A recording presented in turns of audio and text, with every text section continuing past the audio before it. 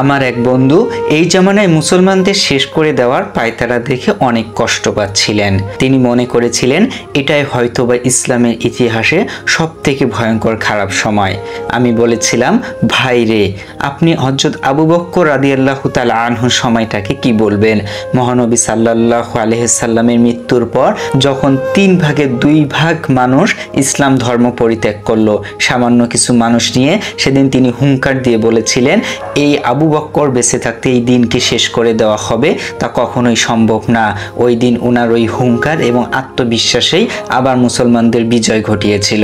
আমি হাজ্জাতের হাতে শহীদ হওয়া 1,20,00,000 মুসলিম শহীদের চিত্রটা চোখের সামনে তুলে ধরলাম। ইয়াজিদ বাহিনীর হাতে শহীদ হওয়া নবীজির কলিজার টুকরা হুসাইন রাদিয়াল্লাহু তাআলা আনহুর দেহবিহীন মাথাটা কারবালার ময়দান থেকে দামেস্কের লাল প্রাসাদে কিভাবে নিয়ে যাওয়া হয়েছিল সেই চিত্রটা চোখের আঙ্গিনায় তুলে ধরলাম। খলিফা মনসুরের হাতে মার খাওয়া ইমাম মালিকের ভাঙা হাতটা উঁচু করে তুলে ধরলাম। ওই একই খলিফার হাতে মার খেয়ে এবং বিষ পান করে নীল হয়ে যাওয়া ইমাম আবু হানিফার বেহেশতি মুখখানা আলগা করে তুলে ধরার চেষ্টা করলাম। খলিফা মামুন, মুতাসিম এবং ওয়াসিক তিন জন খলিফার হাতে মার খাওয়া ইমাম আহমদ বিন হাম্বলের ফ্যাকাশে চেহারাটা তুলে ধরার চেষ্টা করলাম। গোয়ালিয়র দুর্গে আটকে রাখা মুজাদ্দিদ আল-ফিসানির গল্প তুলে ধরলাম।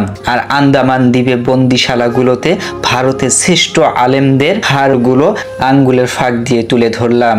আর বললাম, বন্ধু, ওদেরও ধারণা ছিল ইসলাম আসলেই মিটিয়ে দেওয়ার দিন, কিন্তু তারা জানতো না যখনই ইসলামকে মিটিয়ে দেওয়ার জন্য কোনো পায়তারা শুরু করা হয় তখনই চলে আসে স্বর্গ সময়। ইসলামকে ভেঙে ফেলতে চাইলেই আসে জাগরণ।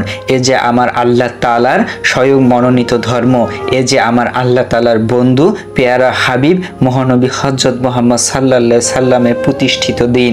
একে সহজেই মিটিয়ে ফেলা এবং ধ্বংস করে দেওয়া কখনোই সম্ভব না।